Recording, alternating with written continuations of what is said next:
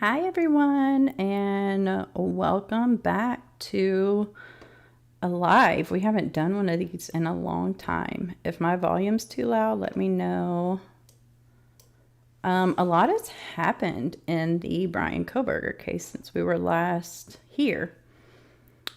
The results to the search warrants came out, which didn't get as much press in the media as I thought it would.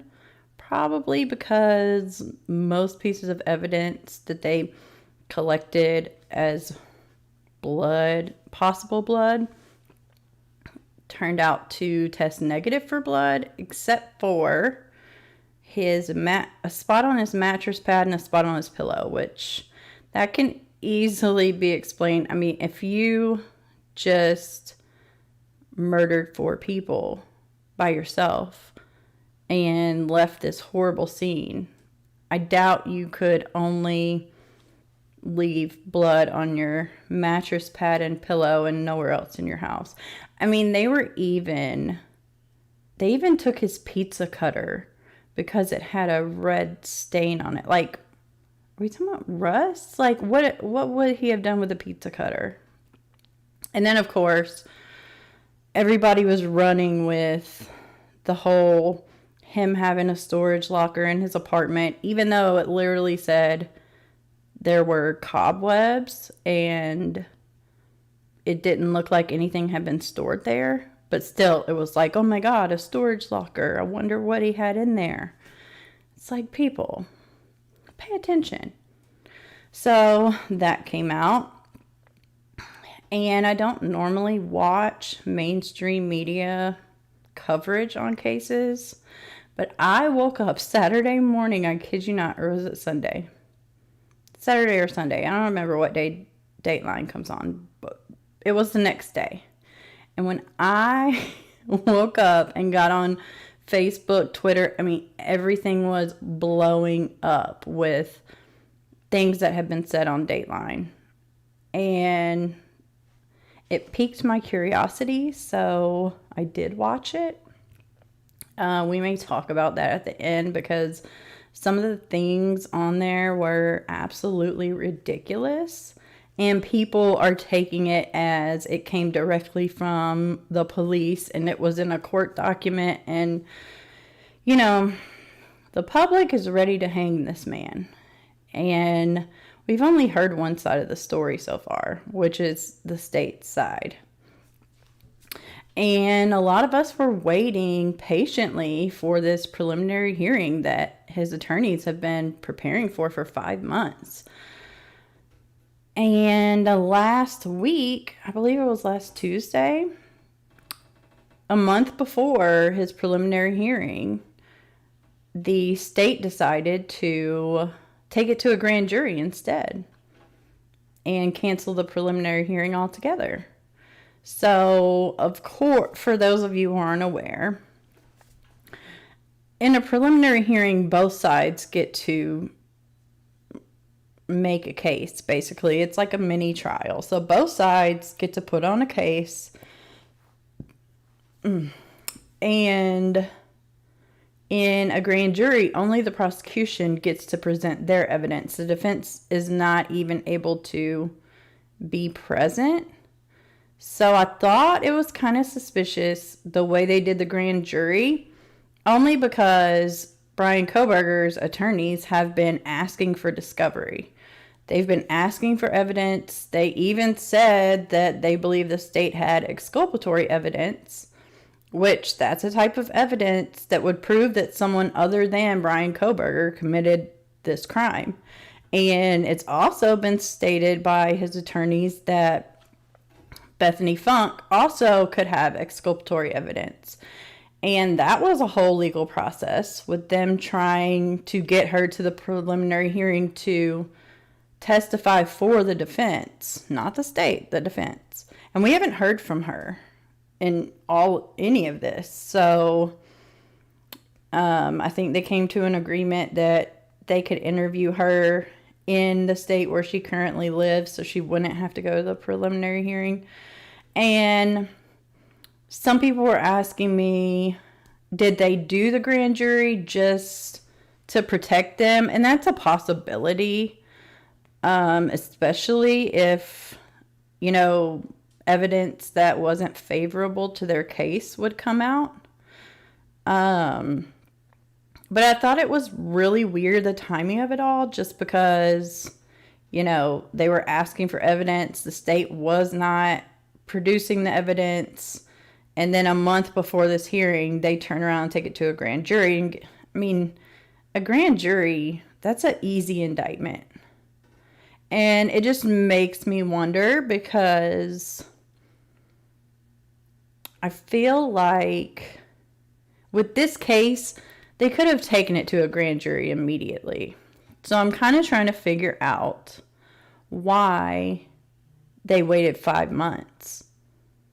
But anywho, so we've been waiting on this July date for 5 months, and now it's canceled. So I'm sure all of you saw the arraignment this morning. It was very short, to the point, but once again, the guilty mob is out here running wild with speculation because of what did or didn't happen. So if you didn't get to watch it live today, basically they bring him in, read him his charges, and then he makes his plea. So after they did all that, it was time for him to plead guilty or not guilty, and he decided not to say anything. So based on him not speaking and not entering a plea, that's an automatic not guilty plea that's put in by the judge. But everyone, oh my gosh, Twitter's going crazy, Facebook's going crazy, all because, he didn't enter a not guilty plea, so he's a coward and he won't give the families he won't please them by pleading not guilty. And look, this is my whole opinion on this. If he would have got up there and said, "Your Honor, I'm not guilty," they would have said, "Oh, well, why is he so aggressive?" I saw someone say that today. The only thing Bryan Kohberger said today was yes. When he was reading the charges, "Do you understand?" Yes. "Do you understand?" Yes. That's all he said. Yes. Someone said he was so aggressive, the way he was talking. And I said, he aggressively said yes? Like, no, he talked in his normal voice. But it's just like, if he would have said it with enthusiasm because he believes that he's not guilty, he knows he's not guilty, so he put in that plea, people would have had a problem. If he would have used his, low voice and said, "Your Honor, I'm not guilty," they would have been like, "Oh, well, then why is he acting like that? Why is he acting shy? Like he just killed all these people." It doesn't matter what his plea would have been today. The people who have already decided he's guilty would have had a problem with it, either way it goes. But what a lot of people don't understand is, since he did not enter a plea and the judge entered a plea on his behalf, that in turn allows his attorney to question the procedural events that have happened up to now. If anything was unconstitutional with the evidence collection, she can question that. If anything about his arrest was done against procedure, that can be a problem for the state. So in not entering a plea at all, it's actually good for him, because that opens the door for his attorney to be able to bring evidence before the court of the state maybe doing things improperly. And basically, if you plead not guilty, that's you agreeing that everything up to this point has been done correct procedurally. Everything has been done properly. The arrest warrant was proper. The evidence collection, there were no issues with that. And, there's already issues with the the DNA, that they used a genealogy website to track it back to his dad and find him. The defense was requesting from the state, like, what was it? The way they collected the evidence, who had possession of this evidence, the way the evidence was tested, what type of training the people testing the evidence had. So they were questioning all that, and then the state turns around and decides, oh, we're not going to use that evidence anymore. Like, that to me speaks volumes. I mean, that's like your smoking gun. I'm going to put that in quotes because it's really not. It's touch DNA. If it had been his blood's on the sheath, that would have been evidence that's hard to dispute. If it had been semen on the sheath, I mean, how else would it have gotten there besides him being in the house? But touch DNA does not put him in the house. Touch DNA literally means either he could have touched the sheath or he could have not even touched it himself. He could have literally shook someone's hand, they touched the sheath, and transferred his DNA onto it. That's why in a lot of jurisdictions, touch DNA is automatically thrown out from the jump. A lot of courts will not allow touch DNA to be entered into evidence because it's so faulty and because it can go so wrong. And I'm going to have to find out the case that this was on. But there was a man in the United States who, I guess they had matched his fingerprint or was it DNA? I can't remember, but anyway, he was extradited to Spain for a crime that he obviously didn't commit because he had never left the country. So he stood trial and everything over there. And then it turned out, I think it was a fingerprint, because it turned out that someone that lived in Spain ended up having an almost identical fingerprint to this man that was from like Washington State. It was the craziest thing. But if even fingerprints can be that faulty, imagine touch DNA. I mean, we're literally shedding skin cells every second of the day. And one thing that still bothers me is the lack of evidence that was found in the house, in his car. Because I guarantee you, if gag order or not, if they had found something that pinned this on him, it would have been leaked at some point. Because right now, the media is trying to spin this story. They're trying to get everyone on the guilty train. They are doing anything they can, including with this Dateline special, which really made me mad. We'll talk about that in a little bit if y'all want to. Feel free to let me know what you want to talk about in the chat. I'm just venting right now because it's been so long since we've covered this case. So, lost my train of thought. Anyway, so yeah, this case is very problematic to me. There's been a lot of secrecy. There's been a lot of, I feel, hiding things. There's been a lot of misinformation. It's just been the craziest case to me because I follow most cases and I don't think I've ever seen one that got as much media coverage as this case has. Is anybody who's watching, did y'all watch the Dateline? I don't know if y'all were on here when I said this at the beginning, but literally the only reason I watched it was because I couldn't open any social media this weekend without seeing stuff that was said on Dateline. And I actually was in the middle of making a video on it. I was trying to get it edited and posted before today, but I didn't get to. It took forever. So I might go through some of the notes that I have because that was the most irresponsible, ridiculous, like how it was even broadcast the way it was was appalling to me, because we already have so many people that are ready to hang this man. They're ready to send him to the firing squad, and we've literally heard nothing that the defense has to present. Like, nothing. And when shows like this, let me turn this down a little bit, because when I get excited, I talk louder. When shows like this use their platforms to further sway people's opinions before this man even gets his day in court,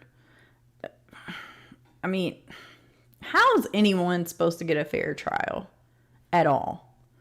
And it's funny because they didn't mention anything about Dylan or Bethany in that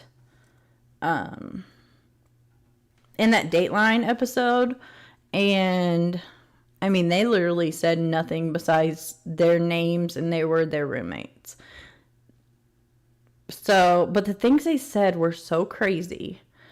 Let me see what I have in my notes here.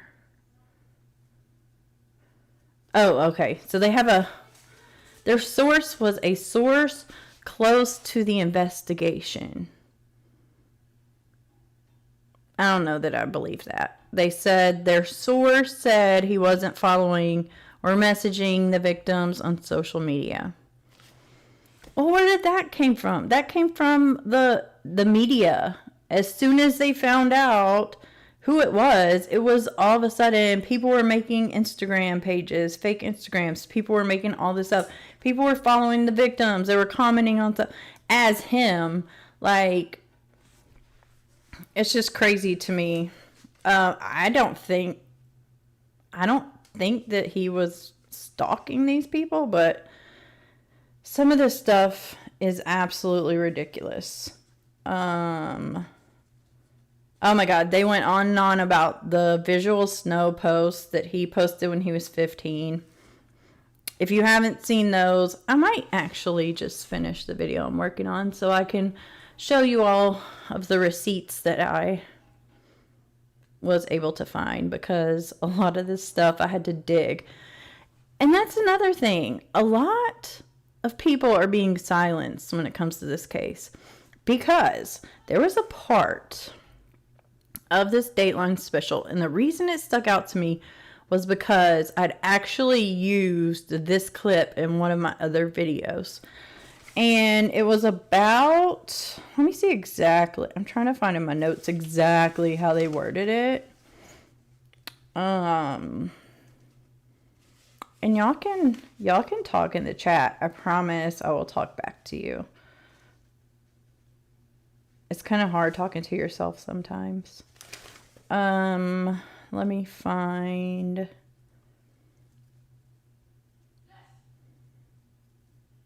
I'm trying to find where they talk about it.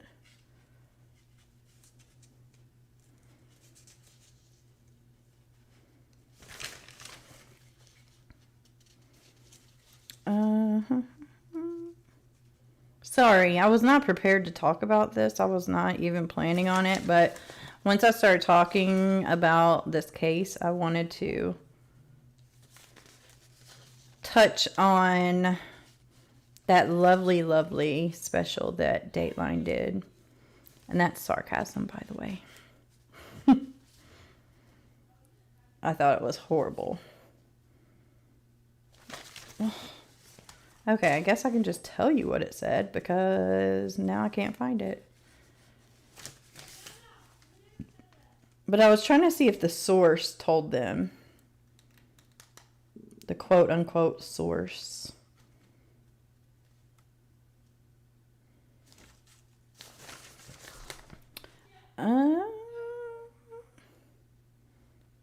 Okay, anyway, they were talking about him stalking the victims. I think they even said that he was in their yard stalking them, which there's no proof that he was ever in anyone's yard. So making that statement is ridiculous. But hold on. Sorry. So after they said he was in their yard, they said either the police have said or they said investigate. They said either that or their source that they talk about this entire time but never tell us who it is, said that, oh, well, they were so close to the house that he was touching the Wi-Fi. And I was like, hold on. I've heard, like, I remember hearing this, and I could not figure out where I remembered hearing it from. But people were online saying, you know, the Dateline special said that he had connected to their Wi-Fi, blah, blah, blah, blah, blah. And it came from investigators, so it's true. And it hit me. I finally remembered. I had seen Kaylee's dad say that in one of his interviews. So I went back to YouTube. I was trying to find this interview to put with that piece of the Dateline episode, because I was like, this didn't come from investigators or the police or the PCA or whoever. Like, it came from Kaylee's dad, and I don't know where he got it from, but he had just stated it. So I kid you not, I spent like an hour and a half on YouTube the other day trying to find this clip about the Wi-Fi, and it is gone. And I mean, it's gone from YouTube, it's gone from Google. Like, I can't find anything that was ever said. And then today I was getting ready for this live, and I realized that I have the clips still saved on my computer. I'm gonna play it for you because you cannot find this clip anywhere on the internet. I searched forever. Hold on one second. Let me play it for you. He was touching their Wi-Fi. His phone was touching their Wi-Fi. Yeah, so you know how close that is. If you've had a laptop, you walk out in your front yard, you're not going to get too far. So I don't think I saw that part. Wow. Point made. So I'm glad I saved that clip because I knew it had come from her dad. But I swear you can't find it. And I'm like, why did they happen to get rid of that entire interview? Because they wanted to say that the police told them, or the investigators, or their source? I don't know. And I don't really ever talk about, you know, TV shows like this, but it was just so poorly done. And it was such a slap in the face to the justice system, because there should never be anything done like this. Even, I mean, there's a gag order. Are they really risking getting their whole case thrown out by telling a source to tell Dateline facts about this case? I highly doubt it. So they spent like a lot of time on the visual snow post that Bryan posted when he was 15. There was a psychologist on there saying that those posts tell them that he was a broken person. He had done everything he could to get people to like him, and nothing was working. It was like, I would hate for someone to bring up some posts that I made when I was 15. I can only imagine what they say. I probably would have sounded, I don't even want to know how it would have sounded. But it's like, this is gospel. And do we even know if it was him? I mean, I don't know. No one's ever proven it. So, oh yeah, then they had an FBI profiler on who were saying that the visual snow posts that he posted when he was 15 years old were him contemplating and visualizing himself as a criminal. Because people didn't like him. They said because he was calling himself names and saying that he felt worthless, he was already thinking of himself as a criminal. That's stupid to me. Okay, you have a profiler. Okay, you have a suspect that is innocent until proven guilty. But you're going to sit here and dissect his posts that he made when he was a 15-year-old kid? Stupid to me. Then they had that crazy Tinder date on there. Like, why that was even part of this, I don't know. And then they had the psychologist talking about oh yeah, his actions on the Tinder date that he supposedly went on that was his way of leveling the playing field of anyone who'd ever picked on him. And it was like, first of all, we don't even know who this girl is and if he went on a date with him. I mean, she said she had to pretend in the bathroom like she was sick so he would leave. And then he wrote her on Tinder to tell her he was leaving. Like, where are the screenshots of this exchange? Like, where's the proof? Like, all these people are coming out of the woodwork with claims and stories and absolutely zero proof. They said when he was at DeSales University in 2018, his classmates called him odd, awkward, a loner. He was different. I know a lot of people that would fit those adjectives, and that doesn't make them a murderer, but that's just my opinion. If y'all have opinions, leave them in the chat, because I want to know what you all think about all this, because I think it's crazy, and I think it's damaging to the case, and I think it's a slap in the face to the justice system. And, they went into the whole Dr. Ramsland, BTK. He was studying all these serial killers so he could commit the perfect crime. Like, that's stupid to me. Like, okay, I am currently finishing my master's degree in forensic psychology. And I'll tell you right now, the kind of assignments I'm given, even in undergrad, but especially in the master's program, the kind of assignments I'm given, I'm probably on a list somewhere for the FBI because of the stuff that I have to research for my program. So I would be shocked if there wasn't like questionable information on his computer. Of course there's going to be. He was a PhD student. I mean, look. Well, I can't really say what my assignments were, but like, because of, stuff I signed at the beginning of the semester, but I'll vaguely give you an idea. So like, one of my finals was to, what do you think would be the way to get away with the perfect crime and not leave any evidence behind? I had to do a lot of research for that, and I had to think really hard, and I had to put together an entire like pretend crime for a final. Like, can you imagine that like some of the things I was searching wouldn't even pull up on Google. It was like, you cannot search these keywords, and then like a hotline. And I was like, this is for school. Like, I'm not really researching these things. But just imagine, he probably had a lot of questionable things on there. And then, okay, that brings me to that stupid Reddit post.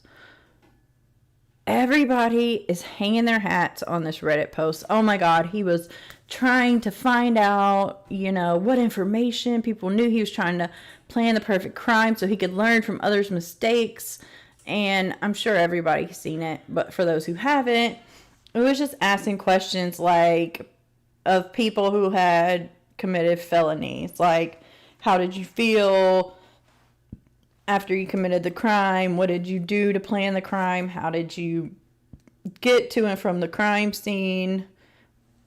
Do you ever see yourself committing a crime again?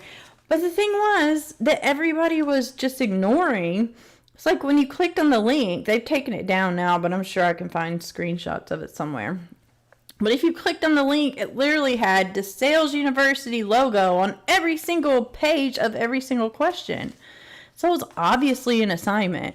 But people still to this day will be like, oh, well, remember when he was asking all the questions about crime? And of course, Dateline talked about that too. Because he was... Oh, this is what the Dateline psychologist said. He wanted to understand himself. So he asked other people these questions. So he could figure out why he had these thoughts of harming people. I think it's really stupid. Anywho, so then they say their source confirmed that he had bought the K-bar knife off of Amazon.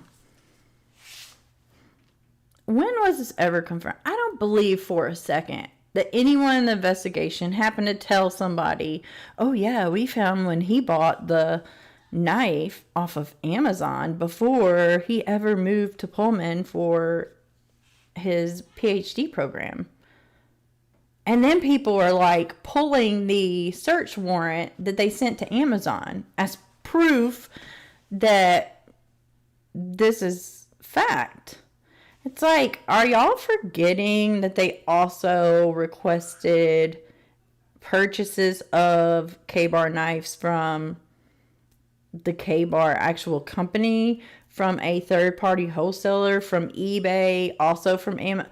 Like, yeah, you could probably guess that he bought it off of one of those and there's a 25% chance of you being correct. But also, there's no proof. And by using the Amazon search warrant, like, you're just going to throw out every other search warrant that there was for these types of knives. I think it's ridiculous. But they had the FBI profiler tell his opinion. And his opinion was that Bryan was fantasizing about committing this crime before he had ever moved there. So he was fantasizing about killing people he had never seen before and never met. So he needed to buy the knife while he was still in Pennsylvania so he could become familiar with it and get comfortable using it. Like, what did he use it on then? If we're going to go with this narrative that they're trying to paint, what did he practice on? I would like to know. Because you're going to make these claims that he bought the knife in Pennsylvania so that he could learn to use it. Can your source elaborate a little bit on that? I would love to know. But of course, they do not. They talk about him applying for the internship for the Pullman Police Department. And a lot of people are forgetting this. He specialized in, like, cell phone forensics. If you think for a second that this man left any kind of evidence, let's play devil's advocate here. Let's say he did it. If he's an expert with getting his PhD and his specialty that he applied for the police department with is cell phone forensics, do you think he would have left any kind of trail behind? Absolutely not. No, he wouldn't have. But they said he wanted to get on the inside to see what the police knew. He wanted to find out what kind of information was coming in so that when he committed this crime, he would already know what to look out for. Like, these people are literally trying to say he premeditated this before, like, while he was in Pennsylvania. It's crazy to me.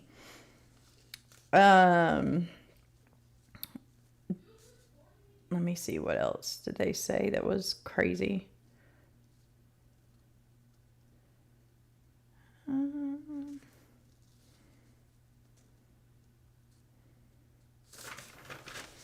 I'm just going through my notes because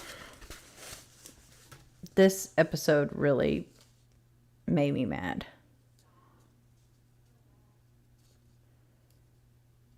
Okay, so they talk about his new body cam footage of his stop when he, I guess, made a left and pulled out into the intersection and the light turned red.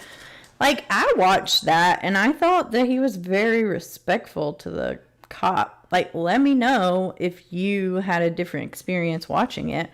Because I thought, he was describing what he thought the law was. He was trying to understand what he had done wrong and trying to get information from the cop, and everybody's like, oh yeah, he talked his way out of it, just like he thinks he's going to talk his way out of the murder charges. And I guess it depends on your viewpoint. If you go in believing that someone's guilty, you're going to take every little piece of anything that you can get your hands on, and you're going to twist it in a way to fit your narrative.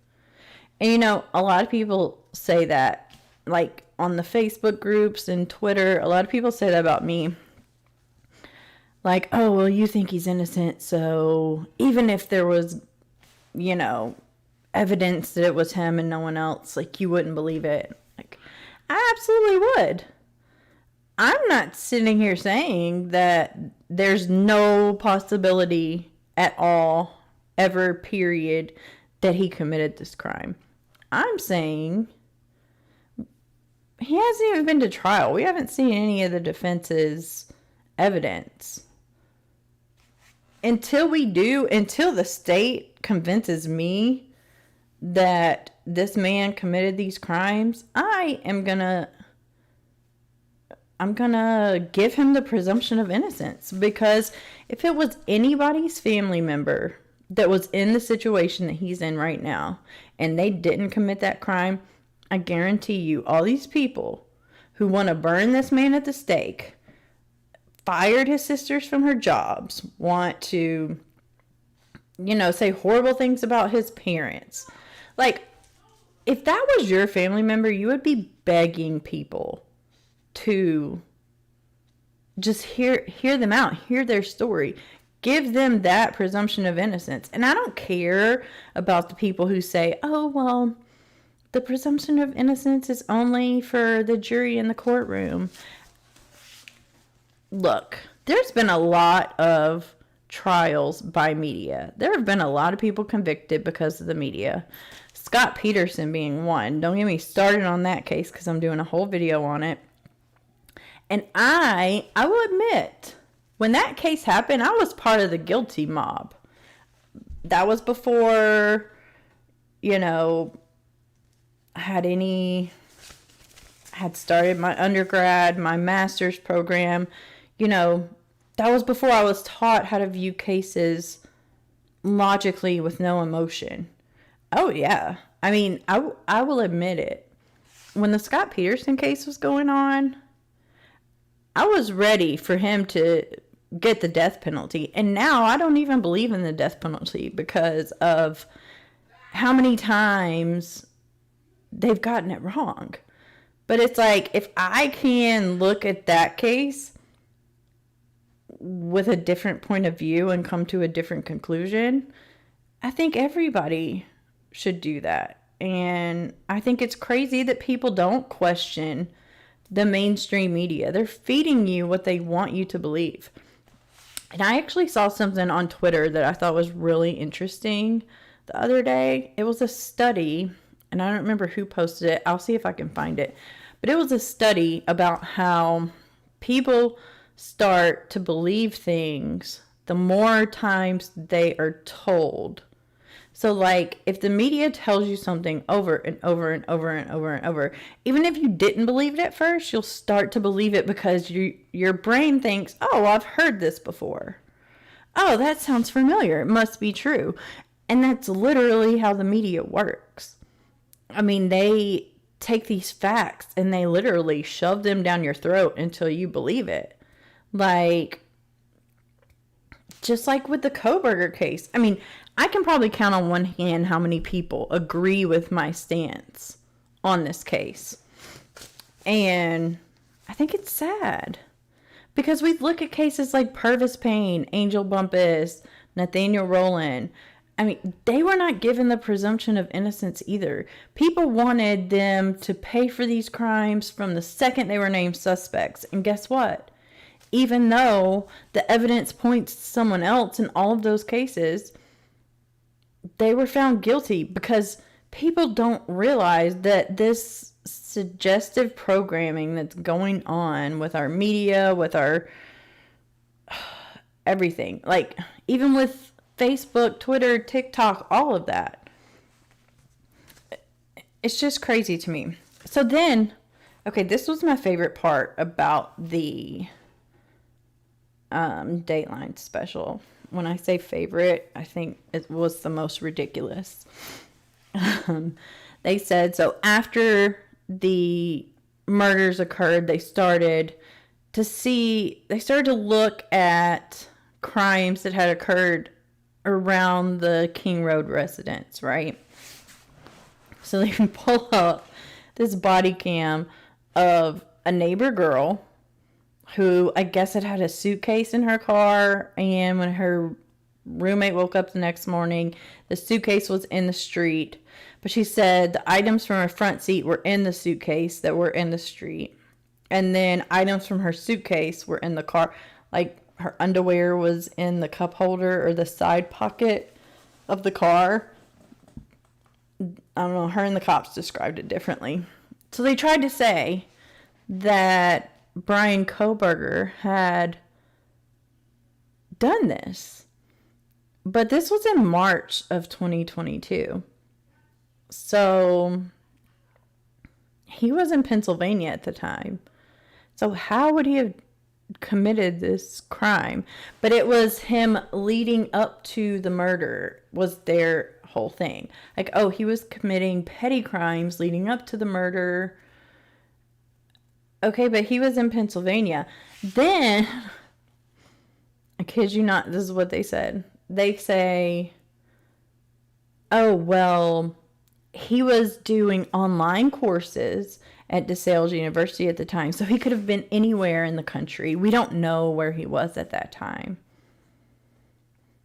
So what this says to me is there's someone out there who's stalking women, taking things from them. Oh yeah. And the other, this is what the source told us too. The unnamed source claims that he befriended a woman and she had her house broken into. Nothing was stolen. She just had some things moved around. So she had told Bryan about it, and he had offered to put in a security system for her. And she didn't, according to the source, she didn't report it to the police because nothing was stolen. If someone broke in my house, I don't care if they just move things around. I'm going to call the police.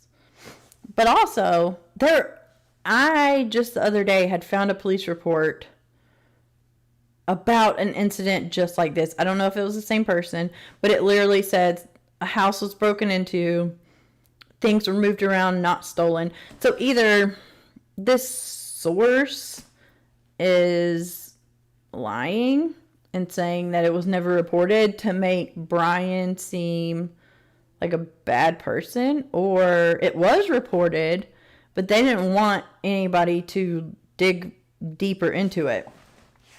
So their whole stance on this situation, they didn't take the stance that, oh, well, this woman who was friends with Bryan, after they just said he had no friends, no one liked him, nothing he did made people like him, but now he has a friend.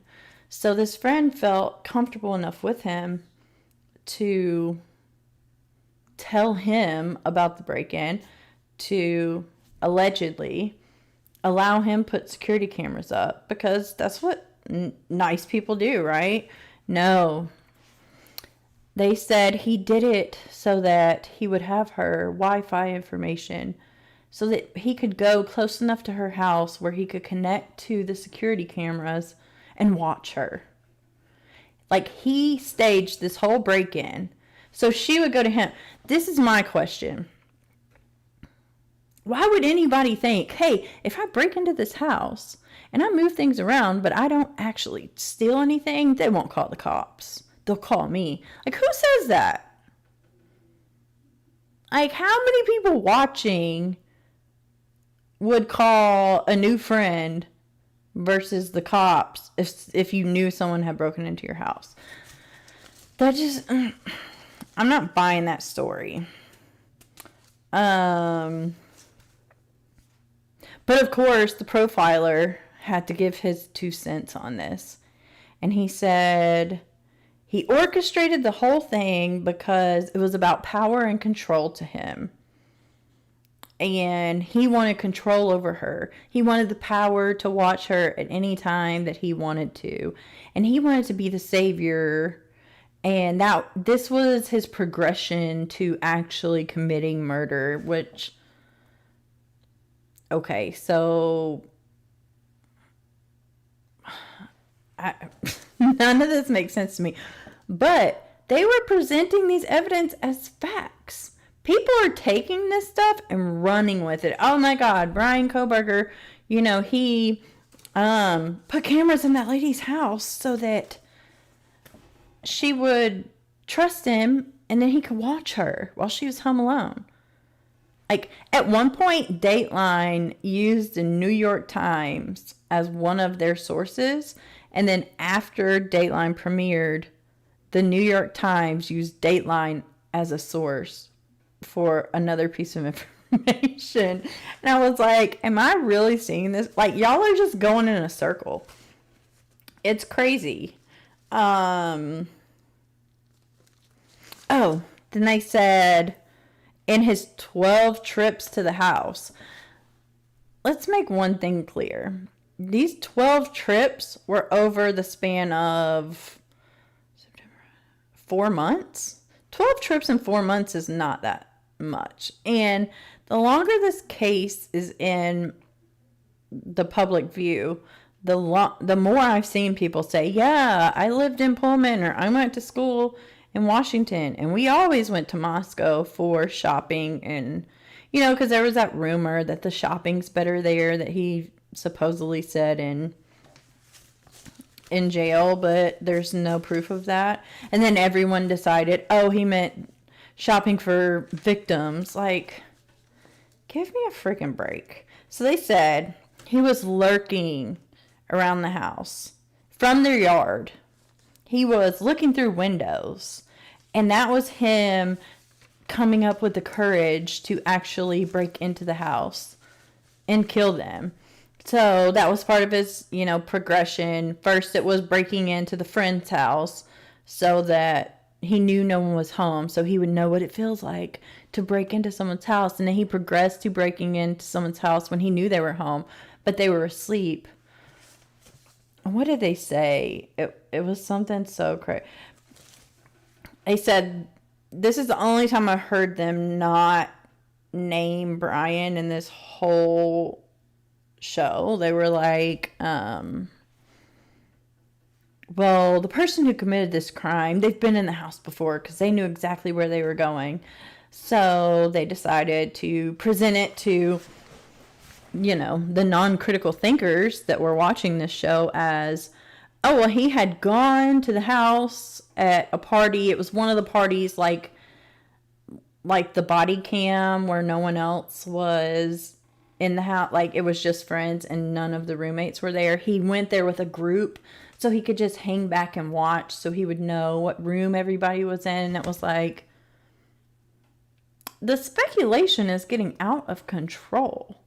Like, you started this program with he didn't have any friends. This was a revenge thing. Everybody rejected him. To now he has a friend that's a girl, and he has a group of friends to go to a party with at this house. Like, but people believe this stuff is the craziest part to me. People are literally posting everywhere. Oh, see, he had been in the house before. Like, I know everyone who watches my channel is a critical thinker, and there's some haters on here, and that's okay. Because maybe if you watch enough of the videos, you'll start to think more critically. But come on. People hear what they want to hear. They believe what they want to believe. And it was just a very dramatic show. I think they said they were talking about like the day of the murders, and they said like the targets were acquired and the hunt for the victims was over. Like, it's sad to me because, I mean, these are real people's lives we're talking about. These 4 people, and don't get me wrong, when I'm sitting here and I'm questioning the cases and I'm questioning the evidence, Do not for any way, shape, or form think that I am negating the fact that 4 people lost their lives, because to me, that's the worst part of it. And I want to see their parents get justice for whoever committed this crime, whether it be someone else or Bryan. But my whole thing is, if we're not sure that this person committed this crime beyond reasonable doubt, that's not justice for the families. The Pervis Payne case, if you haven't watched that video, I mean, one of the victims in that case lived.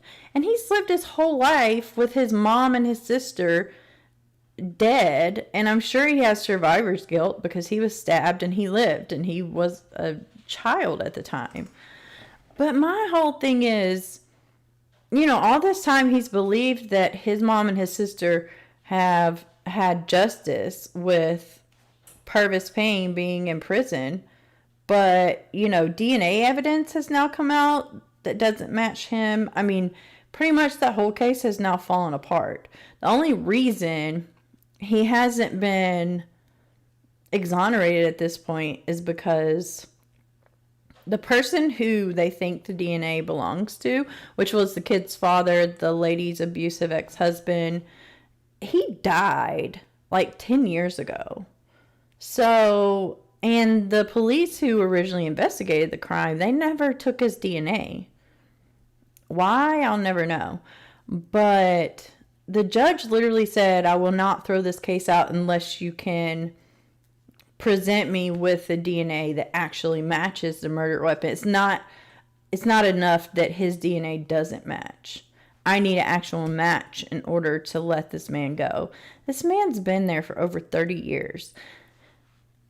This kid who was a victim of this crime has thought for over 30 years that justice was served in his mom and sister's case, and it hasn't been.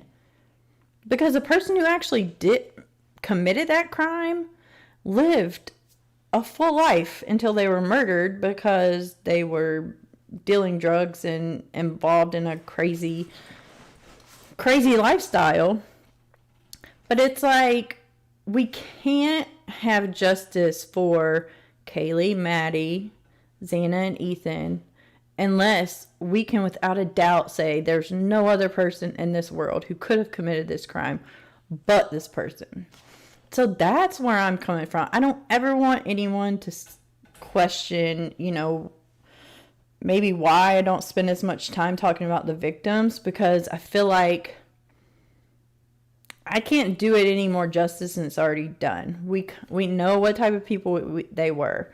We see pictures, we see videos, we see their parents speaking out. Like, I want justice just as much as the guilty camp does. But I just want to know that they have the right person. And thus far, I'm just not convinced. It'll be interesting to see what comes out in the next few months. I'm really interested to know if there is some type of procedural issue that his defense team is going to raise to try and get the case thrown out. Because, like, say there's a problem with the DNA. Well, they used the DNA to find him as their suspect. They didn't have him as a suspect before the DNA. So if there's a problem with the DNA, then that leads to a problem with the arrest, because they used the DNA to find him and then arrest him. And that leads to problems with any evidence that was collected after the arrest. I mean, if the issue is broad enough, if the issue is severe enough, the judge has the ability to throw the entire case out. Do I think that will happen? Probably not, because at the end of the day, my opinion is that this was about money. They had to solve this case. They didn't care if they had the right person, and they may not. I am going with the presumption of innocence. I will stand firm that Bryan Kohberger is innocent until he's proven guilty. And if he's not proven guilty, I hope that they find the person who did this. But my whole stance is this. They had no suspects. Even now, after they claim to have had suspects, like, their timelines don't match. They would say, oh, we knew about Bryan Kohberger on this date, but then on another date, they had said that they, we don't have any leads, if anyone's seen anything, blah, blah, blah. Like, it's like, if you knew that early on that this was the person who did it, like, why didn't you move quicker? But it was the way that the arrest happened. This still bothers me because it was after the fall semester ended. It was a big thing in the media. Like, people were pulling their kids out of school. New students weren't going to go to the school. Students weren't going to return because of this crime. Everybody was scared. And Moscow is a college town. Those businesses, they depend on the college to keep them afloat. The restaurants, every business in that town. If people stopped going to that school, those businesses would tank. I mean, it would kill their economy in that town. And they needed to find someone to pin this on before the spring semester started. Because 9 times out of 10, cases like this are going to be about money. So, is it possible that they basically knew of Bryan Kohberger and built the case around him? I believe so. Because they had to get those students back. They had to make them feel safe, even if they weren't actually safe. It was kind of like how after they said this was a targeted attack, it was personal, no one's in danger, but then you find out when they arrest Bryan in December, oh, well, he was still in the area for another, almost month? So it wasn't targeted, it wasn't personal, people were in danger, but we were being told something completely different so we'd feel safe, like a false sense of security. But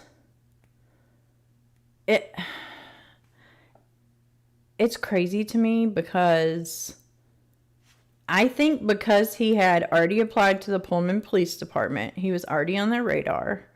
He wasn't from the town. It would have been easy to pin the murders on him. But the thing that I cannot get past is... Oh, sorry. I was trying to look at the chat. My contacts are bad today.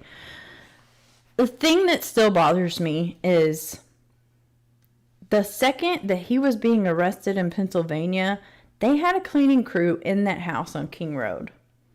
Now, let me tell you, I've worked in the legal field for a long time.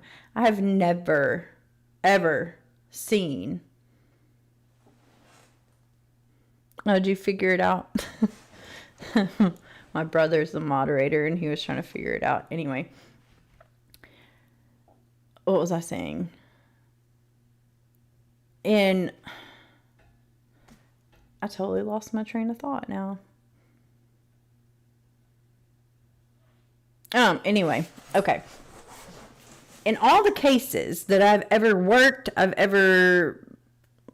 studied, I've ever anything. The cops do not pay for the crime scene cleanup. They don't. They go in, they do their investigation, they release the house back to the owners, and it's the owner's responsibility to get the house cleaned up. They have to pay for it. Do you think Moscow PD had the money to pay? It's very expensive. So these people were in the house for a couple hours before Ann Taylor had filed documents with the court to stop them. But my whole thing is, did anyone notice that after the defense was able to go in and they were able to bring their crime scene reconstructionists in, they were done with the house, that they released the house back to the owners and they never brought in a cleaning crew? Because the first time they did it as he was being arrested. That to me says there was evidence in that house they didn't want the defense to see. I don't think they ever imagined that Ann Taylor would go and file this document to stop the cleaning of the house. But it was like, if you're really gonna, be a good person and help the homeowners out and pay to have this house clean, then why didn't you do it once everybody was done with the house? I mean, you didn't pay for that. The owners of the house ended up donating the house to the school. So now the school and the local police department are working together to tear the house down before the trial. Because in my opinion, just based off of the 3D renderings that are online, that was a really weird layout of a house. I think, there's another case, Jessica Chambers. I'm working on that case as well. Hopefully I'll have a video out soon. In that case, they took a whole day to go on field trip.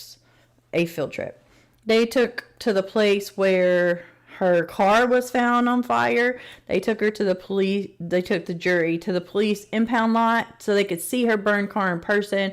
They took them to the defendant's house, to the store she was last seen on surveillance. They spent an entire day going all around this town showing the jury so they could see it in person. And I think it would really be helpful if the jury could see the layout of that house. Because you got to think, if he was supposed to have done this in under 15 or 12 minutes. Either way, let's give him 15. Let's go broad here. If he was supposed to do this in under 15 minutes, but the jury was actually allowed to walk through that house and see the layout, was actually able to walk through the steps. Okay, enter the back sliding door. Go up the stairs. Whatever happened upstairs. Kill 2 people. Go back downstairs to Xana and Ethan's room. Kill them. Walk past Dylan, who is in the doorway. But we don't know how far the door is open because it's hard to tell from a 3D rendering how far the door would need to be open for her to see him. And then, is it possible that he didn't see her? I think it would be very helpful. So I find it very suspicious that they are wanting to tear this house down before the trial. Because it does help. I mean, even in the Alec Murdaugh case, jurors were saying that when they went to the actual crime scene in that case, that things made a lot more sense to them. That other things that they may have, used their common sense to come to a conclusion with, had changed once they actually saw where it occurred. So I think there's a lot of cover-up going on here. I think there's a lot of questionable events. I think there's a lot of questionable things within the police department. And so many people are so convinced that because the FBI is involved, corruption can't happen. And that's not true. I mean, you'll even see, I keep referencing this case, but it reminds me so much. The Jessica Chambers case, if you're familiar, it was a small town in Mississippi. Someone had set her on fire while she was alive. She said the name of her killer before she died. The man who was on trial for her murder, who was ended in a mistrial twice, was not even named the name that she told first responders before she died. The FBI was involved in that case. They were involved since the very beginning. They had come up with him as a suspect a year after the murder. So the FBI was fully involved along with the local police department. What people seem to forget is the local police department and the FBI they work together. They're working for the same side. The FBI has no reason to come in and start causing issues with the local police department if they already have a suspect on their radar. They have no reason to sit here and cause issues and say, oh, well, I think it could be this other person. They're working for the same team. If they come in and the local cops say, oh, we think this guy did it, okay, let's help you build a case around that. It's not, oh, well, let's reinvestigate and make sure. Mary, I agree. The timeline does not fit. It's crazy. So I think it's important for people to remember, you know, the timeline in this case has changed so much. I mean, the murders happened at 3 a.m. Then they happened at 4 a.m.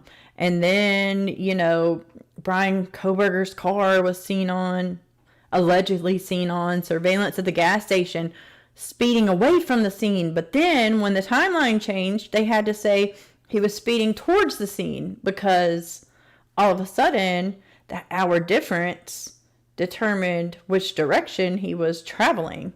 So it's crazy.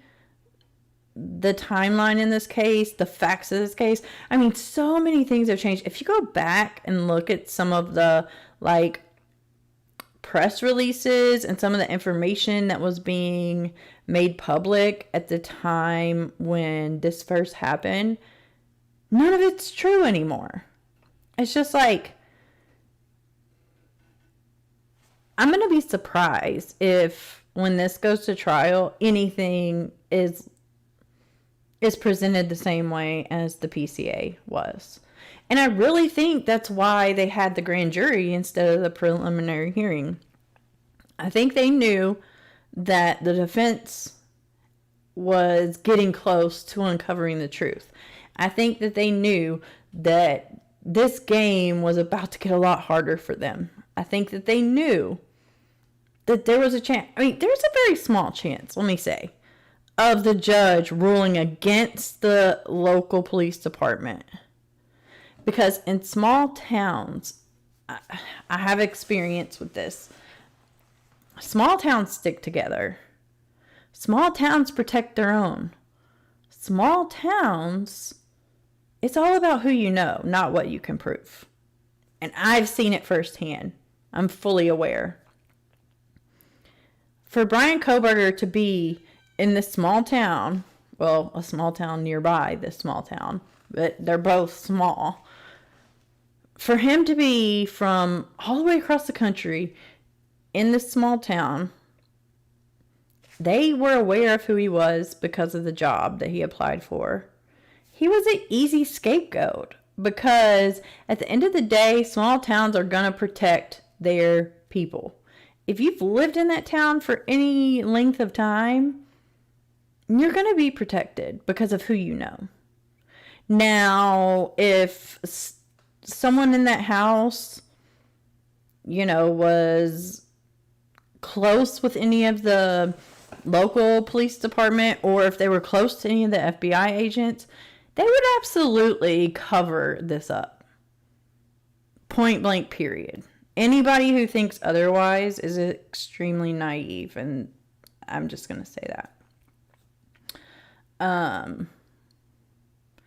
I could talk about this all day. But if you also saw the Dateline special, let me know in the comments what you thought, because I honestly was not going to watch it until I saw everyone in an uproar about it. Brian's car was seen at 4:04, then 4:20. Yeah, it's crazy because it's like they had a timeline of around 3 a.m. and then they started collecting the traffic cameras. And when they started collecting those, the timeline started changing. Oh, well, maybe this was him at this time, so we've got to move the timeline of the entire murder. Yeah, so in 16 minutes, he got from the camera to the house, hid the car, walked up to the house, broke in, killed the two upstairs, killed Ethan, who was like 6'2" or 6'4", I can't remember, and athletic. Then had to fight Xana because we know she was awake. Looked around for trophies. Oh yeah, because that Dateline special said, I would be surprised if there weren't underwear missing from the house, because whoever had broken into that car in March had taken the underwear out of the suitcase and put it in her car. But he wasn't even in Moscow in March. He didn't even live there yet.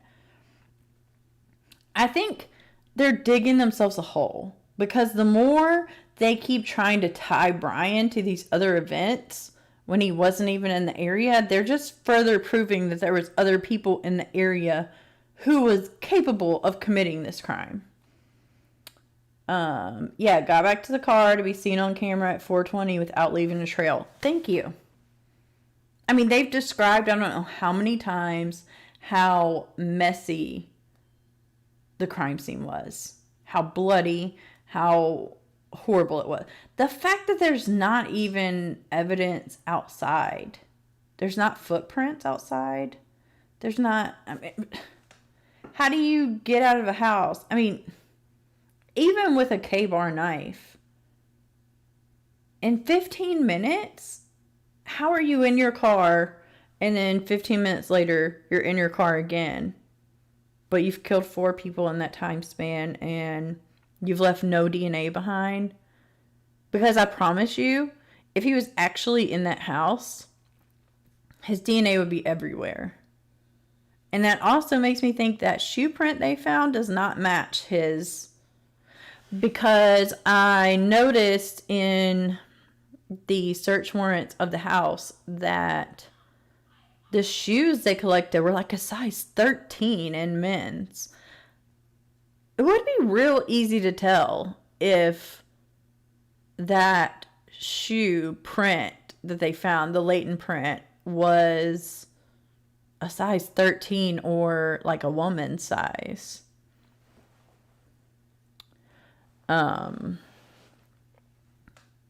But they haven't released that. I wonder why. I wonder if it doesn't fit their narrative.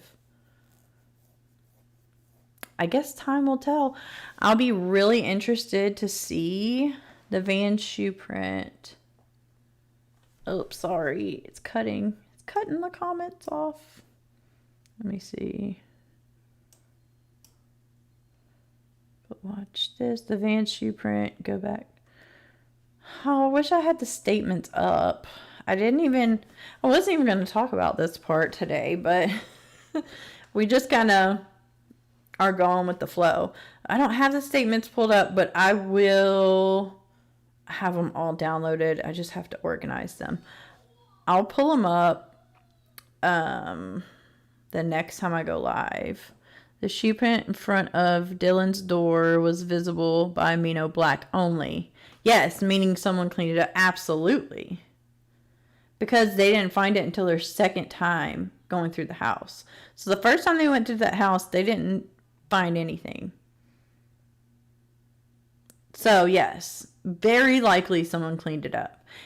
And my whole stance on that is like, if someone, yeah, Amino Black only reacts if blood's been present. It's kind of, most people are familiar with luminol. It's kind of the same thing. They can't use both on the same crime scene because that would contaminate it. But we know this crime scene was contaminated from the start. But yeah, it's very suspicious that there's only one. There's one footprint.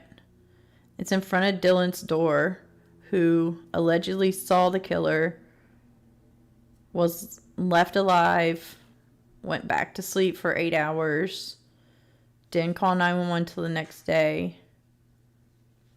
But the shoe print in front of her door was cleaned up. I mean, it's like the more you talk about the facts in the case, the less sense they make, to be honest. But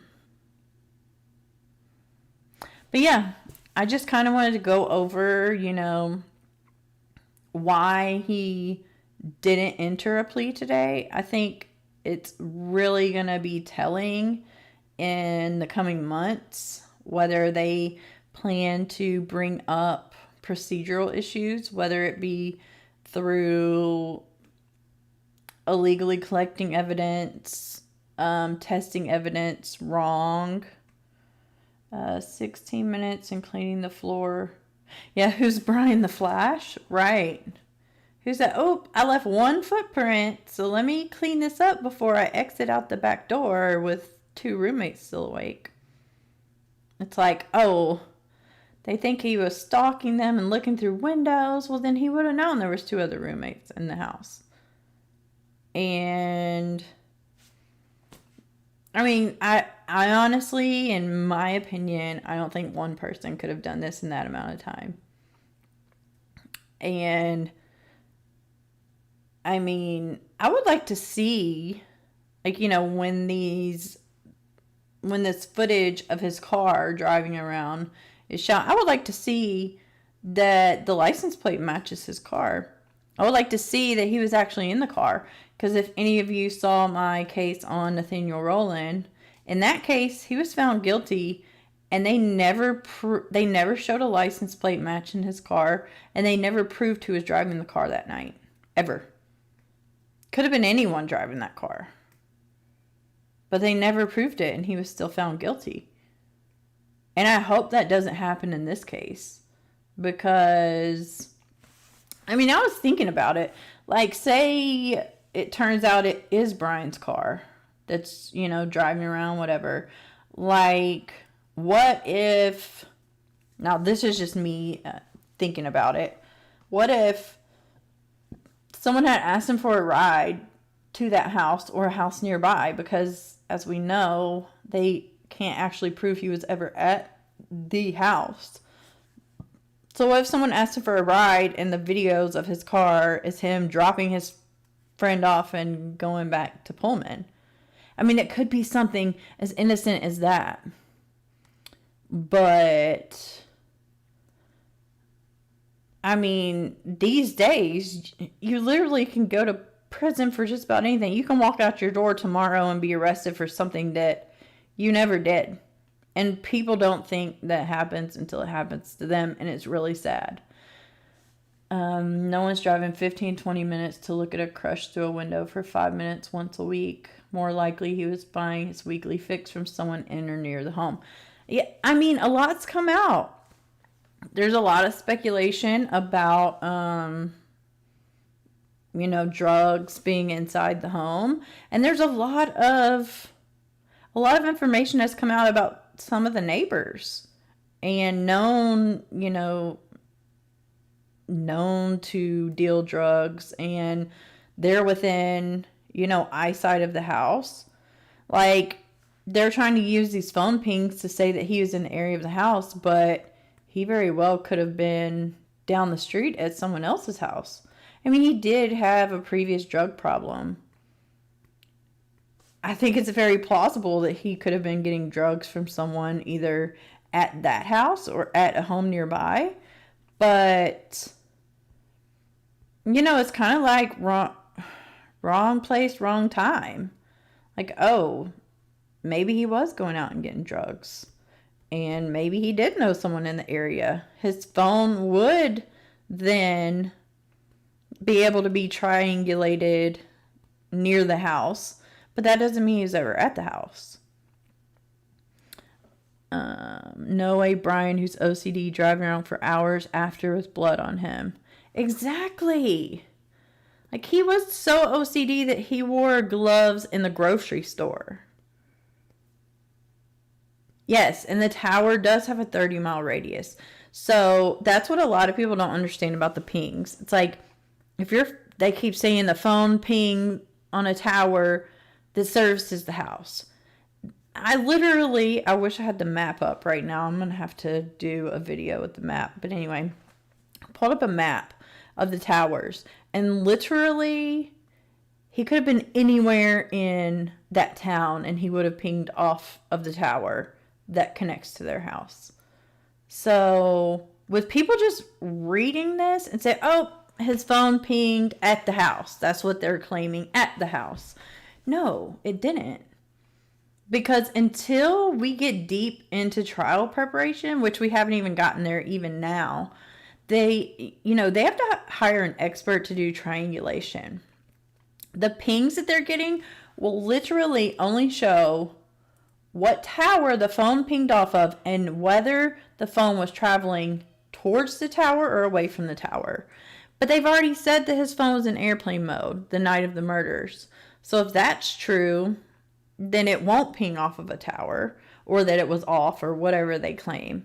It won't ping off of a tower. But, you're right with the fact that he wouldn't have had time to change and get back to his car and be seen on camera 15 minutes later. So he had to have still been wearing the bloody clothes. But even if he had like something in his car, like plastic down that would have caught the blood, like they literally are saying that his phone pinged in a town south of Moscow, which was like 15 minutes away. But then they said like 2 minutes later, he's on camera in Pullman, Washington. So it's like, which one is it? Is he in this town 20 minutes south, or is he in Pullman, because he can't be in two places at the same time? That is the only AT&T tower in the area. Yes, it is. And I have even researched the AT&T towers near Pullman. I mean, none of them overlap as far as Moscow goes. So, yeah, he had AT&T. We know that. At one ping, they said they said he pinged in the area on a different day, but we do not believe that he was actually in the area at that time. So that just negates any cell phone ping activity that they've used up to that point. Because if you're not sure, or if you know for a fact he wasn't in the area but his phone pinged there, then how are we supposed to believe he was ever in the area any other time? I mean, like, I also saw someone posted a video or a picture of a car taken from one of the cameras at one of the intersections that they said his car was spotted at. And it was literally, I couldn't even tell what kind of car it was. So if they're going to come to trial with pictures of cars that A, you can't tell what kind it is, B, you can't see a license plate, C, you can't see who's driving, they just need to hang it up now. Because so far, I'm seeing nothing that is making me think that this man was involved. Now, could I be wrong? Absolutely. Could they be hiding their strongest evidence? Most likely. But until I hear all of the evidence, I will stand by the fact that I don't think that he did this. Not the way they're saying that it happened. Absolutely not.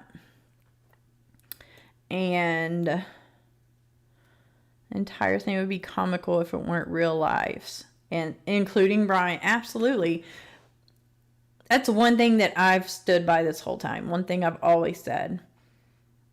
Even if he's found not guilty, there's going to be people who will die on that hill that he did this. Even if they find out who actually did it. People will not admit they were wrong. They just won't. So even if he's found not guilty, it'll be a Casey Anthony situation. Oh, well, the state didn't prove their case. They overcharged him, whatever. Well, in her case, they did overcharge her. And they didn't prove their case.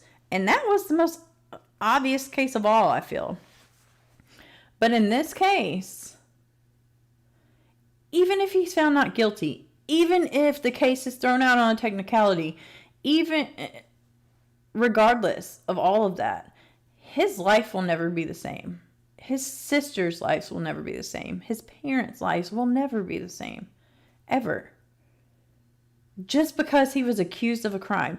And just because, for some reason, this became like a worldwide sensation. I still don't understand like what it was about this crime that made everyone so like into it from day one. I think for me it was the whole like not knowing who did it, people being left alive in the house, you know, one person killing all these people, and them not having a lead for over a month on the suspect. It was kind of like, oh my God, what's going to happen next? It was like a movie almost. And it's really sad because, you know, those 4 kids, they did lose their life. And they were good people from all the accounts that we have heard. And, you know, they had a future. But also, if it comes out that Bryan was not the person who did this, and I fully believe that it will if things keep going the way they are now, his life will be changed forever. His family's life will be changed forever. They'll never be able to live a normal life again. And that's sad. And the victims, I mean, you can't undo what's been done. And that kills me for their family. I mean, I'm a mom. I can only imagine if something like that happened to my child, I don't know what I would do. But I know at the end of the day, I would make sure that they had the right person.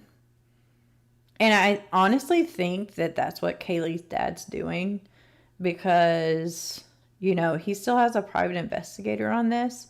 I feel like if he knew or believed that the narrative the cops are putting out was true, he wouldn't be spending his own money to have someone else investigate the case aside from the police. So part of me thinks that he also doesn't believe this story. But yeah, it'll be interesting to see what the judge does with the gag order. That is coming up next. Forget what day they set that hearing for. I think it was in June. I don't remember the exact day, but it's going to be about the gag order, because this judge, new judge, he has the ability to keep the gag order in place. He can change it to where it covers more people. He can change it to where it covers less people, or he can do away with it altogether. It's his choice. So when that hearing happens, I don't foresee them getting rid of the gag order, because I think at this point, even with the gag order, he's not getting a fair trial. Could you imagine what would be coming out in the media and how horrible this case would be if there wasn't a gag order in place? I mean, honestly. Like, if I was his attorney, I would fight tooth and nail to make sure that gag order stayed in place. And, you know, the curious side of me wants to know. But at the end of the day, everyone has a right to a fair trial. And at this point, I don't see how that can happen. I don't see that playing out so far. I see the media being used to sway our opinions. I see a lot of brainwashing going on. I see a lot of naive and impressionable people who are easily swayed. And that's really sad. But his attorney also did not waive his right to a speedy trial today. She asked that it be set for trial towards the end of the 6-month period. Because in Idaho, if you don't waive your right to a speedy trial, they have to start your trial within 6 months of entering a plea. So the 6-month clock started today. So they had until November 22nd to take it to trial, since he didn't waive his right to a speedy trial. So they set it for October 2nd. Could it be pushed back? Yes. I hope it's not pushed back. I don't know that at this point his attorneys would be willing to do that, because I think they've seen enough evidence and they've gathered enough evidence to create questions that it would probably be in their best interest to not waive the speedy trial, since the state already kind of has a leg up on them. Working healthcare with bodily fluids, there's no way there's not blood on the sheath. And for it to be laying on the beds with their bodies is crazy to me. But it only had Bryan's DNA. Like, it just doesn't make sense. He said the gag order should be lifted. The lies that will result will maybe make the people that know the truth come forward. See, I really have a hard time with that. I feel like even with the gag order in place, we're still getting people coming out of the woodwork claiming sources, like the whole Dateline special. Like, that was ridiculous and crazy. But all of that was presented with the gag order in place. If the gag order wasn't in place, I honestly don't think that he would get a fair trial. And I don't think he's getting one now. But I really think it would get a lot worse if it was lifted.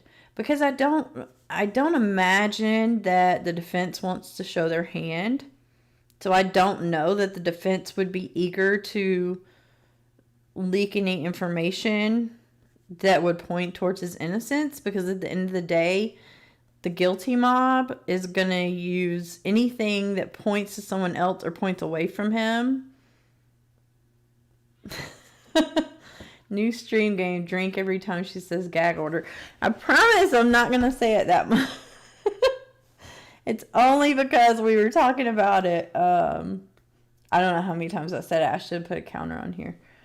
The reason I say that is because Bryan is fighting for his life. Yes, he is. And I think, I was with you a few months back. I thought that the gag order should be lifted as well. But the more I see people post and the more opinions I see and the more I see how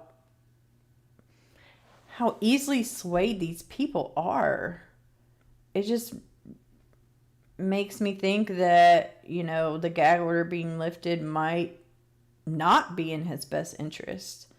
And even though he does have a public defender, like, this is the first case I haven't been worried about his public defender, because she is a really good attorney. And she's hired one of the best criminal defense attorneys to join the team with her. And I think he has a really good shot of beating this. And I think the state is scared. I think that's why they went to the grand jury instead of letting, a lot of the evidence out at the preliminary hearing. I think social media is a blessing and a curse. Yes, it is. And they are like sheep being led. It's crazy. And,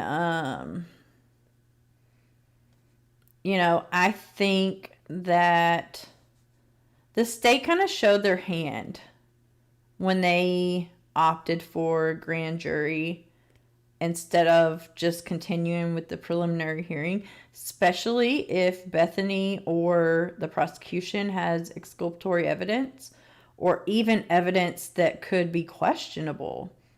They don't want that out right now. I think they were getting close, and the state knew that. I think it was a way to keep the facts or their narrative closer to the chest for a little bit longer. I think that in January they were fully planning to take it to preliminary hearing until they saw how hard his attorney was working to prove the truth. And I mean, even she has her own private investigator, and he's already uncovered evidence, like the whole thing with Bethany. I mean, her private investigator found out that she had possibly exculpatory evidence. And honestly, his defense team thus far has done more than I've ever seen a public defender do in years, like all the public defenders combined. So I do think he has a good chance. Yeah, they went to the grand jury to buy time. I agree. Especially considering they waited till a month prior. And they did it. Because, I mean, everybody's heard the term, you can indict a ham sandwich. It's that easy. You're hearing from the prosecution only. The prosecution can present any facts they want. You know, now that the genealogy DNA is being thrown out, after the defense started to question the validity of it, started questioning the chain of command, started questioning how it was tested, who it was tested by, and they decided, oh, we're not going to use that in trial anymore. I think that speaks a lot to their evidence that they're using to try and convict this man. I think that says a lot about his defense attorneys, that they're kind of pushing the state against the wall. I think it's going to be a very interesting case. I think a lot more is going to come out. I think these few months leading up to the October trial date are going to be very interesting. I'm really curious to see what his attorney's going to file as far as with him not entering a plea, whether there will be procedural issues brought up. I hope so, because I feel like at this point a lot was done incorrectly, but we don't have the ability to look at any of the evidence they have. So, you know, his attorneys know more than we do. I think they're doing a great job. I think that him not entering a plea was at the direction of his attorneys. I think the Moscow Police Department is in over their heads. And I think time will tell, you know, where this case is going to go, what direction. I think that they know if they don't get a conviction that a lot of people are going to want answers, myself included. So I think they're trying their hardest to build a case around Bryan instead of using the evidence to find the person who actually committed the crime. But I'm hoping I will hop on here and do a live before so much time has passed and so much information comes out. Let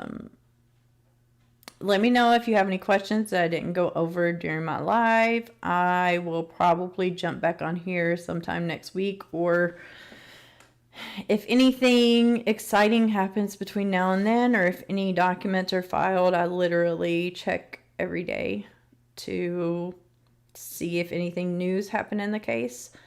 But I appreciate everyone who was here and everyone who participated in the chat. That really helps me keep it going, because sometimes, like today, I just planned to talk about what happened in court and then whatever y'all wanted to talk about. So let me know in the comments if you want me to cover anything that I haven't.